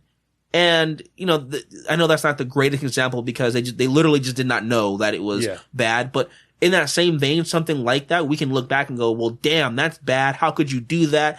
And not that there's a real baby in there. I don't know if there was or not, but there could have been. I don't know, but how you're portraying people smoking in front of, with a pregnant wife. People probably saw that, thought it was okay and did it. How dare you? They're like, well, whoa, like we didn't know it was bad. Like, yeah, 20 years later, we know about emphysema and secondhand smoke, but at the time we didn't know. Should people rip on Lucy and Ricardo for that? Yeah, or should the show be banned on television because kids watch it? And again, that's a different kind of example, but specifically the point is that you're looking at something through a lens and you're scrutinizing when they didn't know better, like they didn't know anything. The same thing with tweets. People will tweet things like 5 years ago. What if I was like, man, I met Bill Cosby. He's a great dude. I admire him. He's a stand-up guy. I look up and idolize him. And then someone pulls my tweet 5 years later and you go, you like Bill Cosby? Look at your tweet. But 5 years ago. 5 years ago. Like, I didn't know he was a rapist and a perverted monster. Like, how could I? You can't penalize me for that, And again, not the greatest example, but it's just the point that you can't always take these things out of context. So, while I do think there's some allegedly, by the way, allegedly, sure, whatever, man. Like you're the America's favorite dad. You're the same guy who gives Michael Jackson the pass. So allegedly, see, get out of here with that. It's a different time, and Well, that's what we got, guys. Hot button issue. But give us your ideas, your thoughts, your opinions, guys. I really want to know what you think. We want to know what you... Johnny's allegedly dying. Yeah, we want to know what you guys think. Email us, contact@scspodcast.net. All right, guys, it's time for the speed run. Every week, we'll break down 10 news stories and fun facts that didn't make the list for a full segment. We give ourselves 1 minute per topic before we move on to the next one. Finished or not. Gotta go fast. We're bringing it back to pop culture. In the speed run. New rumors for the next Assassin's Creed game now place the setting in ancient Greece with a release date of fall 2019. I don't know if I care anymore. Hearing, this ancient this, ancient that, going to this destination, feudal Japan, does it matter for Assassin's Creed until it is officially announced? Now, are you saying... I feel like their whole goal now is, all right, let's just see how many we can get out before we're forced to do Japan and make it blow up again. That's the one everybody wants. Now, are you saying you don't care about this anymore because you don't care about the news of the setting, or you're interested in Assassin's Creed? You don't care about Assassin's Creed anymore? Just the rumors that, now it's this place, or now it's this place, or now, it can be any place. It could be in the U.S. for all we know, and until they officially announce it. Yeah, but until they officially announce it, for me, this particular one doesn't matter because I don't want to speculate places for Assassin's Creed. It's just not for me. Okay, I'm happy about this. If it is in Greece, ancient Greece is one of my favorite, time periods and areas, cultures, and there's probably a lot of Greek mythology and Greek references. I would assume in a game in ancient Greece. Yeah, yeah, a lot of Greek mythology in ancient Greece. Maybe we might even see the God of War Kratos crossover next. Shenmue 1 and 2 reportedly coming to PS4, scheduled to come out this year, according to Niche Gamer. I believe also Xbox One. Yeah, and PC. Sure. Said in a later report. This will be interesting because when did they announce this? 2015 E3? For Shenmue 3? Or PlayStation Experience? Yeah. And we kind of knew that they were going to probably redo 1 and 2. I had no idea, but I've never played a Shenmue game before in my life. I know a lot of people are excited for Shenmue 3. So after that announcement, yeah, it's inevitable there's going to be a Shenmue 1 and 2. Why does somebody want to play a Shamu game? Are you going to wait for him to apologize? No, that's fine. That's fine. It was a good one. They were Dreamcast games, right? If I'm not mistaken. I've never played a Shenmue 1 or 2, any of the Shenmue games. Like, if Shamu gets free from SeaWorld, what else do you play? You play with the Free sharks? Willy 2? Jump over the bridge? No, this is good for people that either want to replay it or have never played the game, so they now know what's gonna happen, what it's gonna be about. Next. Minecraft on Nintendo Switch is getting Xbox Live achievements. Okay, so does this not matter if you don't have an Xbox? Avengers Infinity War is the biggest crossover ever. Yeah, it's weird. So does that mean if you have it on Nintendo, say you don't have an Xbox, do you still get the achievements? And then if you get an Xbox, they cross over? I'm going to say no. I'm going to say if you don't have an Xbox at the time you get your achievement, you don't get an achievement. If you do have an Xbox and an account, I assume whenever you do blank in Nintendo Switch or in the Nintendo Switch version, you get a little beep bloop. Yeah, I think this only works because it's cross-platform for your account. So your Minecraft account, whatever you named yourself, you'll be able to play that character on, when you play on the Switch. So if you go back onto your Xbox, then you log on, boom, boom, boom, everything you've done just goes So in. do you think we'll see more of this? Well, yeah, but only for games that Microsoft controls and owns, like Minecraft. Yeah, or they might just have a hybrid like Rocket Switch. Next. The new cooperative game, A Way Out, passes 1 million copies sold in just over 2 weeks. All thanks to Johnny's review. Yep. So if you haven't read it, please go to GameFanatics.com. Read my latest review of A Way Out. Appreciate that. Did you finish the game? Plug. I did finish most of the game. I mean, this is going along the same lines as Cuphead, because Cuphead did something very similar in the same amount of time. Didn't it go platinum in about 2 weeks? It probably did, yeah. Yeah, so, I mean, the way I see it, we're getting new games, like new types of game styles, and more people are playing these type of new iterations or indie games, and they are getting more popular. I think it helps when AAA games are not $60. And essentially, A Way Out to a AAA game, or very similar to a AAA game, at $29.99, and your friend can play with you for free. So I have two real quick things. One, Johnny, should they be happy about this number if the game is cheaper than other games? That's a great question. But We only got a minute. I mean, essentially at that point, it's only 500,000 copies sold in comparison, right? Because it's a $30 game, not a $60 game. So maybe not. Okay. Maybe not. And my second thing was I heard EA was very surprised about this, that it sold way more than they expected it to.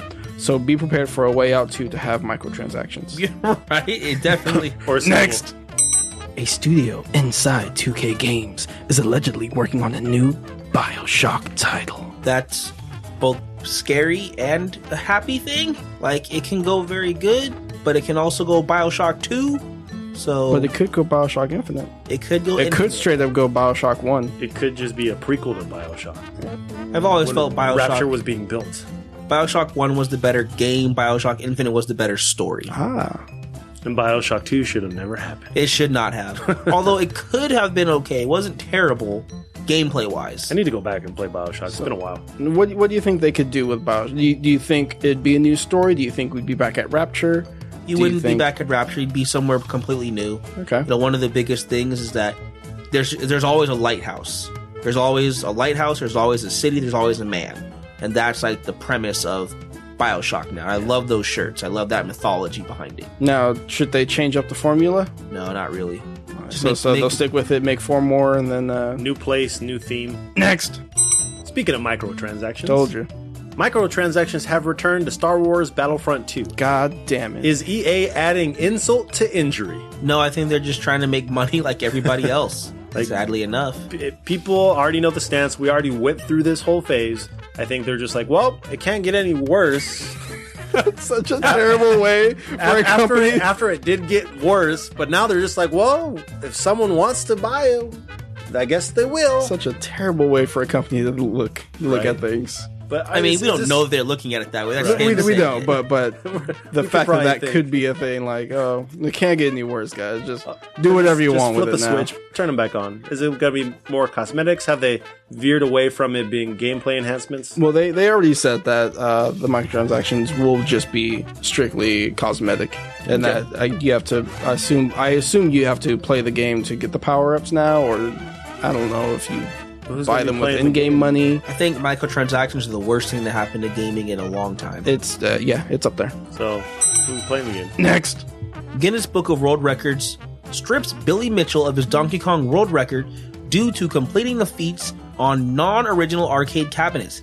His Pac-Man world records have also been posthumously stripped, and he has been banned from any future submittals. Good. Screw this guy. You don't like him? No, not at all. He's kind of a jerk. He's a huge asshole. Yeah, because he really knows how good he is, and he is a jerk about it. Didn't know that. I wouldn't even know about that because didn't he sent in like a VHS tape of his record for one of his Donkey Kong submittals where he didn't do it in front of anybody. He didn't have like anyone else there. He just kind of put it, sent it and said, all right, I got the new record, guys. And there's very fine specific rules about doing this, especially in the older days. I think it's unfair to strip him of his Pac-Man world record because I think he does officially qualify, and he did that in front of an audience. So you don't take a record away from something that was fair. And well, hold on though. That's not true. So think about like in the Olympics, like Marion Jones. She won Olympic gold medals, or anyone like that. And then later in new Olympics, she was found to be doping. They took all of them from her. And other people this has happened to. So if I agree. Next.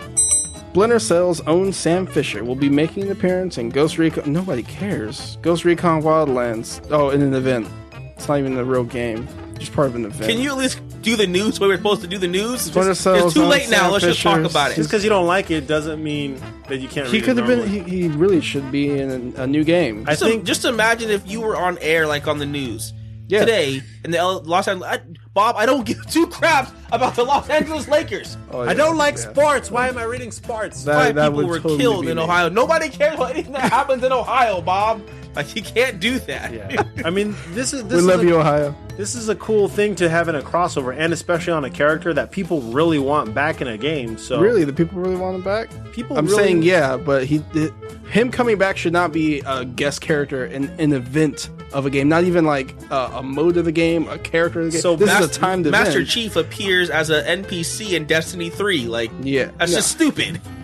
No, stop wasting your time on an event. Make a new Splinter Cell game. So you don't have guest characters? You have guest characters, but not ones that have next. Just got me all discombobulated. A pretty mature ending. Microsoft adds more than 25 games to its backwards compatibility list, including Jade Empire, Star Wars Knights of the Old Republic 2, Portal 2, Sonic Generations, and Red Dead Redemption. You guys you guys don't know how many times he had to repeat that. Wait till the outtake in the end. Maybe. We'll see. Yeah, maybe. I have to. Maybe. We'll see. Good for you guys, but honestly, I'm kind of done with this Xbox compatibility stuff. Really? I mean, it doesn't matter as much, like, now that you're getting, like, I don't know, it doesn't matter as much as it did. Well, again, it's more per person, but the whole reason for compatibility is you can play these games on a newer console. I mean, yes, good for you, Microsoft. But your problem isn't that we don't have backwards compatibility. The problem is you're not making new games that that are compatible with us. You know what? I'm not gonna argue that part because that's true. But at the same time, like, I mean, there's been haven't we argued that Sony? Why don't you have backwards compatibility kind of thing? It's something that some people want. They have quite a long list too of games that they're bringing back. There's a lot. And I think that's a cool thing. And not a lot of these games do kind of get revamped a bit. You're still playing off an Xbox original game, but it looks better. Yeah, I want new games. Next. I didn't get to say what I wanted to. Grand Theft Auto 5 has sold over 90 million units, has made over $6 billion, including its microtransactions, and has made more money than any movie, game, or book ever since its 2013 launch, at least as far as several analysts say. Gotta add all those fine words in there. I did, yeah. So, based on certain analysts and certain analytical firms, they say that Grand Theft Auto 5 has made more money than any media. Anything. Yeah, it's made more money than anything ever. That's, I read the post. In this interview, it's Star Wars, Lego, Indiana Jones, Lego, everything. Nothing has made more money than this has as its own standalone thing. It's ridiculous. That's crazy. Yeah. You see what happens when you put torture scenes in your games? Or microtransactions? Start putting torture scenes in your games. Good Lego. microtransactions. Yeah, people don't complain about their microtransactions, but they have a lot of it. Well, they are creating content, and it's good quality content. So at what point do you argue if it's good or bad? If people like it, they're just going to keep doing it, right? Absolutely. Yeah, so if every microtransaction was what people wanted, I don't think we'd have an issue. I think a lot of it is from their continued support. Oh, that is what I'm saying. Yeah, they continue to make new stuff still. And all right, guys, well, that is our speed run. Hopefully you enjoyed those quick topics and those quick ideas. All right, guys, it's time for Name the Game. 3 games, 2 hosts, and clues that lead to the correct answers. Use your wits, match the clues, and name the game. All right, Garrett, your turn, sir. All right, so I'm gonna do things a little differently this time. Uh-oh. Yeah. Taking a page out of Joshua's book? Maybe not. Anime? Name the anime? No. Good. Close. Good. This is gonna be Name the Disney movie. Oh, I man. don't like you. It should be pretty simple. Oh, man. Ready? Yes, I sir. don't have a lot of Disney experience. That's okay. To you, Don't make these super easy. he's already made them, hopefully. Anyway. But not super easy, I'm hoping. Whistle while you work. Snow White. Crap. Snow White. Super easy. I was messing with this thing and Yeah. We both were thinking about it. We had the cloud in our head. I almost said Cinderella. I was like, that's nowhere close. Johnny with the Johns. a little bit, yeah. All right, so that is correct for Joshua. It's not my fault you weren't paying attention. I guess this is more of a lightning round then. Be quick.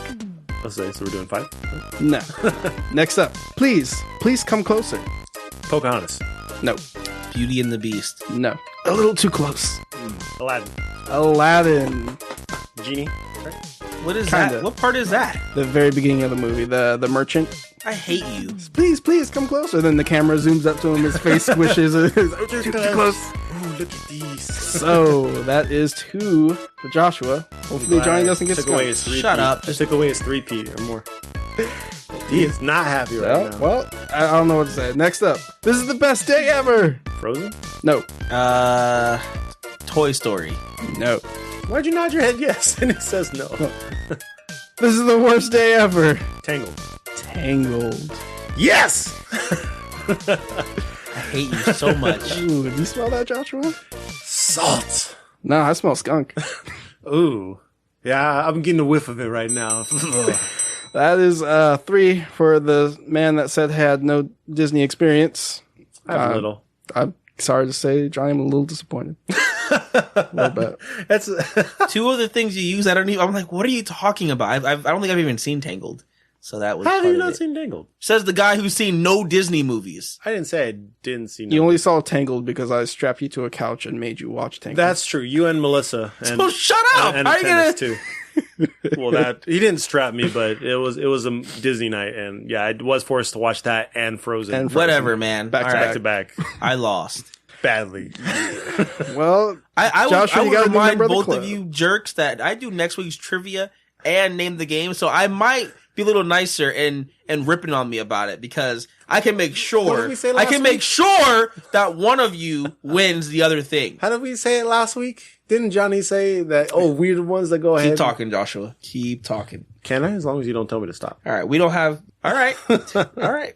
Just remember when you are in that hot seat next week. It's okay. You're not We don't have playing. time for our email. We do have an email. We'll read it next week. No, Really? We don't have time. Let's We do it do in a row. not have time. Let's do it in a row. We are That's well twice over. now, dude. We got to be more quicker on our topics. And quicker superpowers. One, none of us were keeping time. I say I'm let keeping this time. one go. I say We are no. I say we let have a this one go. schedule to keep, and we will keep it. We're under time from last week right now. No, we are not. We are at an hour 40 already. We will get to the emails. we got to be under time. Unless one of you That's guys, dirty, man. unless one of you guys, There was no like, hey, we got to speed. You not one time. Any other episode, you'd be like, all right, we got to speed this up. and Run out of time. normally I would, but we got down so early, there was just no making it up by the time I realized it. The first topic took so much time. So I'm sorry. But we will get it in next week. It's a good one. It's juicy. It'll hold. That's dirty. It'll hold. I'm going to apologize to the person. I can't say the name because Johnny will cut it out. You'll be fine. I'm probably cutting all this out anyway. I'm going to apologize to the listeners. We are getting emails, and most of us want to read them, but time The guy constraints. doing the work needs a certain time frame for us to have the podcast completed. I mean, that's kind of fair. That is very fair. All right, Kind of fair. Joshua, what are we moving into? Superpowers. Damn. So at the end of the show, we talk about what's going on with us outside the podcast and give each other stupid superpowers for good or for bad. Now, it was my week, or no. Well, it was my week, obviously. First and foremost, great week. I had my gender reveal party with my wife today. Ginger reveal? Gender There you go. reveal. No, only I can host those. A party of one over there. But yeah, so we learned that we are having a baby girl for our second baby. Nice. So we have our boy and our girl now. So Man, that's Congrats. cool. American family right there. yeah, so I'm pretty excited. We're pretty happy. Yeah, I mean, Let the guessing names begin. when we have names already ready to go. What is Captain Marvel's first name? Ooh, that's a good guess, Joshua. What's her name? You don't know it, but Carol. that's fine. Oh, you did know it. Good job. Yeah, shut up. I wouldn't tell you if you're right or not, but that's a really good guess. If you're right, you give yourself a cookie. All right. No, you Out of your make pocket. that cookie. In regards to gaming, finished Cuphead a couple weeks back. I am playing SteamWorld Dig. It's a really fun game. I downloaded Shovel Knight. Man. I don't like it as much as I expected. Now, granted, I haven't given it a full chance only because I don't like the artwork. I don't like the style of game it is. It looks like old school Mega Man. I don't like that old looking type of game. You don't like 8-bit looks? I like 8-bit, but not that kind of 8-bit. So I will try it some more, but as it was kind of like, but we'll see. You saw screenshots before you bought it, right? Yeah, but it's it different doesn't when look like that. It's Yeah. different when you're playing. It doesn't, exactly. It's very emotion, different. yeah. It's very different. I've never played it, but I've always wanted to get into it. I'm going to try it, but SteamWorld Dig is a lot of fun. The puzzles are interesting, and you'd think that a game where you just are literally digging down into dirt would be stupid, but it's really fun and enjoyable. People probably said that about Dig Dug a long time ago. I think so. So that is me for the week. Oh, also, I mean, not that it matters, but I went to Costco today. I got some nice like work pants for like $8. Like even at Costco, those were great. Like nice dress slacks. It's awesome. Wow, that is a big week. Yeah. Yeah, remember if you get a hold of them, you could just touch them and seal them up. Are we keeping our powers? What? I don't have that power anymore. Oh, that's a shame. It only lasts for a week. That's a shame. Since I always forget that I've been meaning to say this for weeks now, weeks and weeks. You have no idea how many weeks.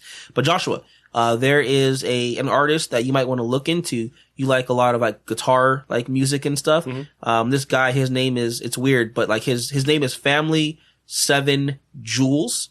But he makes gaming music, with like heavy metal guitar, Pokemon, Street Fighter, Sonic, Mario. You'd love this guy, man. So check him out. What's the name again? I'll give it to you. It's like Family Jules 7 or Family 7 Jules. One of the two. Okay. But if you look it up, and Jules is spelled Jules.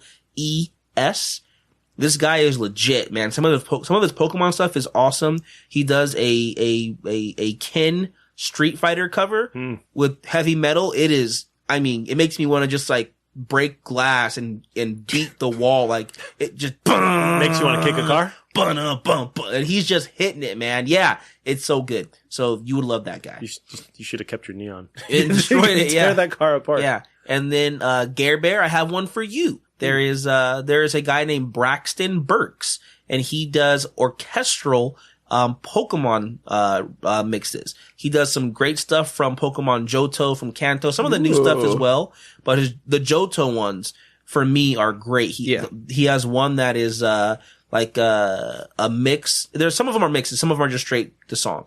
He does a great mix of like the Elite Four. It is awesome. Sweet. So- Johto does have my favorite music. Yeah. Or I guess Gold and Silver. He does actually both of them do National Park from Johto. It's one of my favorite songs from Johto, and they both do it very differently. One very orchestral and light, and his just the guitar he does, dude, it's just sick. Got it. So both you guys have music. Braxton Birch for Braxton you, Burke, thank you. and then for you, Family Jewels X or 7, whatever it is. I have a random question for you because you brought up something that you forget to ask for weeks and weeks and weeks. I keep forgetting to ask you since Christmas. You said Vivi wore a Christmas ugly sweater and it was a very cool one, but I always forget to ask you what it was. Wow. Well, wait till next year. No. Or I guess this year. No. You remember what it was? What did I get? You're like, her? I'm going to post it. And I don't remember if you did. I cannot remember what it was. I only bring it up because I forget every time I come over. Hopefully you remember when I go look next week and we right. figure it out then. All right. Superpowers. I'd say give it to Joshua just so he can get a good one He again. got skunked. Whose birthday is closer to a major holiday? His. Is it? Like not going backwards, but going forward. How is that fair? My birthday's a week after his.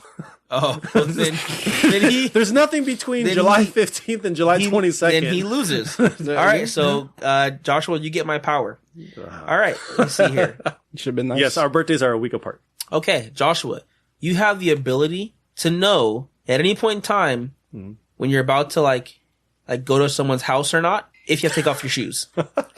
Like, you know, some people like get mad about it or whatever, but you always know. You always know, like, you get there, you know the proper etiquette to have in someone's home. So you know, like, where you should sit. You also will know, like, if you should, like, bow or shake hands or, you know, help with the table, what bathroom to use or not use. Like, you always have the proper house etiquette when going to someone's home. Like, they always think, man, that Joshua, he just a respectable, like, well-meaning guy. Every time you go to anyone's house. I don't know if that's a power. You know, like, it is a power. Like, you know, like, after dinner, you know, like, do they want you to help with dishes, or do they just want you to ask and not really help? Or do they want you to leave at a certain time, or not show up, or like, you know, whatever. Like, you know the proper house etiquette. You know everywhere they wanted you go. you to show up or not. I don't know if You'll never overstay your welcome. Like, Let that you is- show up. that is a great power.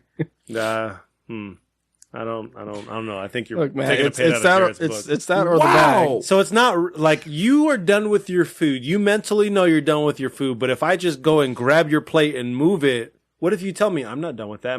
But you would Liar. know. No one would do that. That's the because power. You would really know how they really felt or what they wanted you to do. But if they ask me, like, I know you're done with it. Are you done with it? Are they gonna be rude about it, or is that rude because I just grabbed your plate? Whatever's you know, the bro. least rude thing is what you would know to do.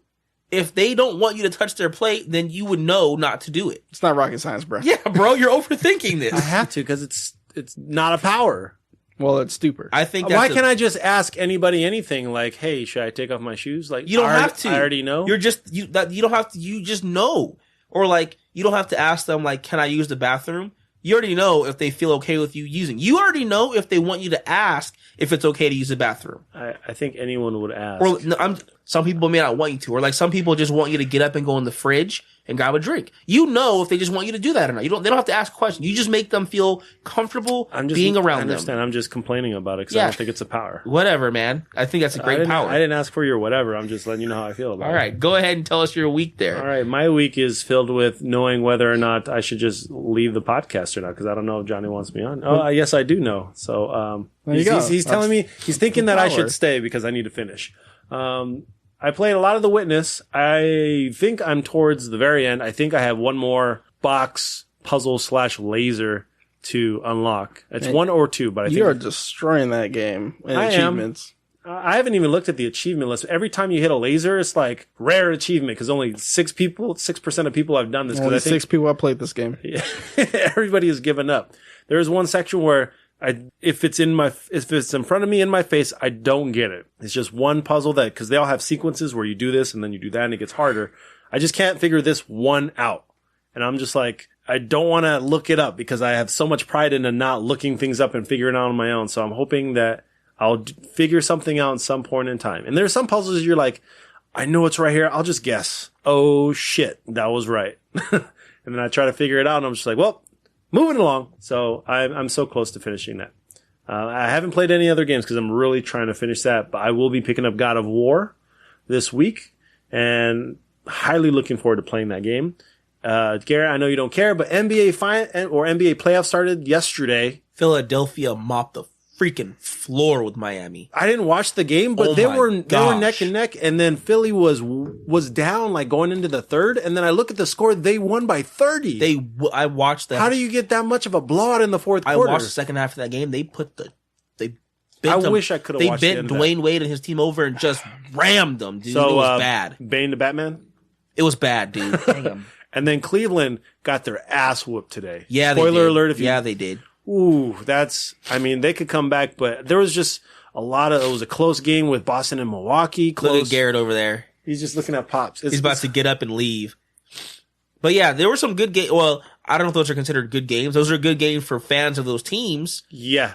The winning teams. It's not like a complete like, okay, we know this team was minus Golden State and San Antonio. Yeah. That was the only like we knew that was coming. Everything else was either close or like wow. You know what's crazy is Philly is like all white dudes. Like not that white dudes can't ball, or they're mixed and they just look more. Well, there's a movie about that. You talking about Hoosiers? No, I'm talking about White Man Can't Jump. But that's not what that movie's about. I've never seen that. But he does.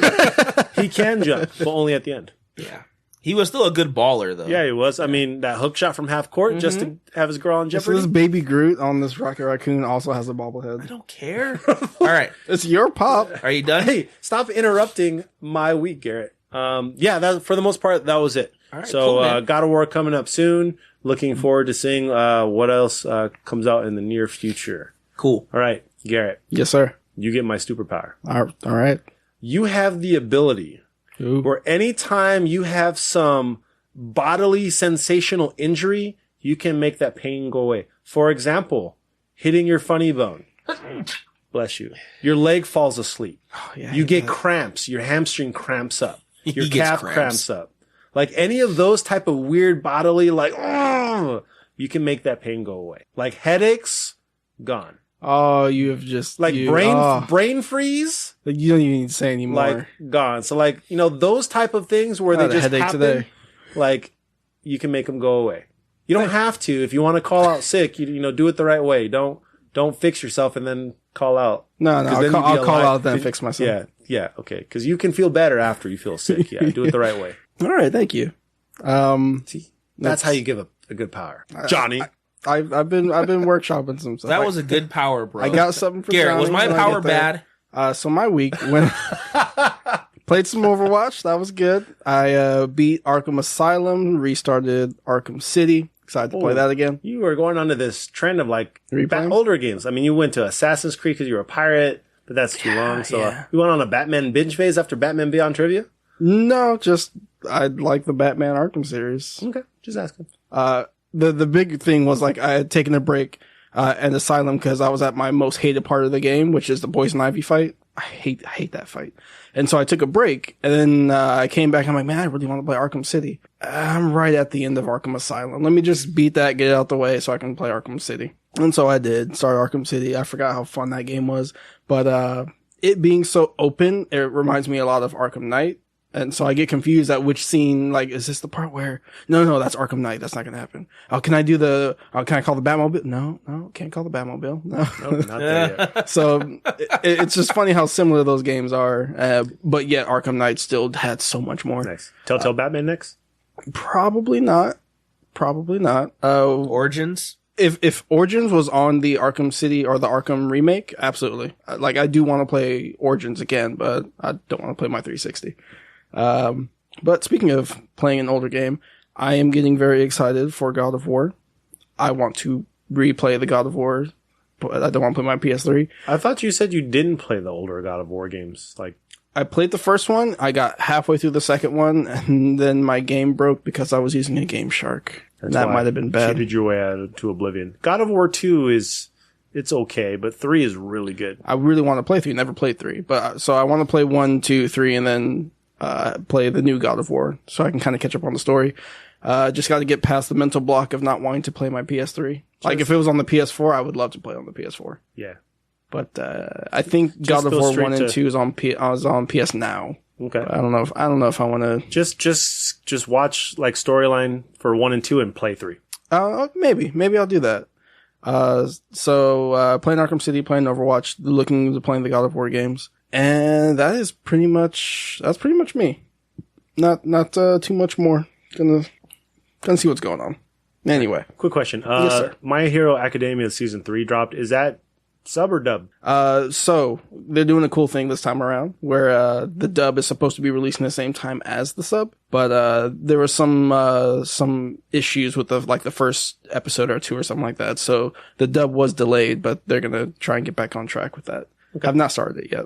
Okay. So that also started. Looking forward to that. It's funny that you associate My Hero Academia with him when he show for a while. Mm-hmm. And I was like the person that was into the show first. It's just funny how that has transitioned. I'm sure you have reason. already watched the first couple episodes. You did. Yeah, you did. You're pretty. You were like, I'm not interested. Yeah. Johnny recommended to you multiple times. You're like, no, I'm not going to watch it. And then you watch a couple episodes and you admittedly admitted that you were wrong. I don't think he actually admitted he was wrong. I'm pretty sure I did. I usually do. We got to go early archives. Early archives for that. Were you being serious? Was that sarcasm? Yeah. No. You actually think you admit when you're wrong? Yes. When I truly believe I'm wrong. He doesn't do it as often, very much at all. But when he does, he does. When I do, I do. Okay. And he has done it a couple of times. Okay. All right. I can vouch for that. So you were wrong about My Hero Academia. I don't remember not liking it, but let me finish before you start giving me faces and retorting. If I did say that, then yes, I was wrong. Okay. Fair enough. It's easy. Fair enough. It's not easy for you. I can admit when I'm wrong. Side note, I really like this carpet. Yeah, it's it's growing on me. It's better than what it was before. All right, Johnny. So I have your power, and I may have accidentally spoiled it when I saw you yesterday. So you have the power to transport yourself into any gaming world. You can in and out, don't have to worry about dying. I mean, you can maybe feel pain, but nothing crazy. Just you get the sensation, I've been hit by something. Just let him give me the power first. So you can transfer in and out to any game. Doesn't matter. But no matter what, try as hard as you might. You can customize your character any way you want, but no matter what, your character always has a sombrero. That's a cool power. Just no, wearing armor, there's still a sombrero. Whatever. That's a great power. But, in addition, another but? Well, no, just wherever you go, your gamer tag, people can see it, and it always says, Ready Player Juan. Wow. Okay. Cool. That's a good power. You can steal a lot of money, bring it to the real world, and items and such. I mean, you can bring back Zenny. I don't know any place they're gonna, accept it. I can bring out gold, actual physical gold. But who accepts gold? Gold at a grocery store? I can go to the bank. I can go sell the gold. What the heck? Well, how are you gonna get your groceries at the bank? You can't buy a bag with gold. All right, guys. Well, that's our show. Hopefully you enjoyed this overly long episode. Before we get out of here, help out the show if you can, guys. Leave us a review, drop some stars wherever you happen to be listening. Tell friends and family about the podcast. We'd appreciate that as well, guys. And last but not least, we have our Patreon, patreon.com/supercoopsquad.com. Go there, guys. Well, 2 .coms. So take out the .com at the end. The .com in the middle is one you want to use. What? Yep. So make sure you guys do that, guys. Leave us a buck or two if you really want to support the show financially. It helps our podcast grow, helps us get equipment, trade shows. Rug. Yeah, got a new rug. So it helped with some sound quality, hopefully. So thank you guys for everything you do for us. Thank you for listening, and thank you for supporting us. We hope you're enjoying it. Before we get out of here, if you want to chat with us, contact@scspodcast.net is the email. You can also find us on Twitter as a group at Super Co-op Squad, as well as individually. You can find me at JohnnyMac24. You can find me at GJL3275. And me, Joshua_4_life. All right, guys, we're out of here. As always, I'm Johnny Mac. I'm still Garrett. And I won both the games. Microsoft adds more than 25 games to its backwards compatibility. Hold on. Microsoft adds more than 25 games to its backwards compatibility list, including Jade. Again, you didn't say the word right again. I thought you were going to let it ride. No. Okay. Shh. Microsoft adds more than 25 games to its backwards compatibility. What the hell? Come on, dude. Compatibility.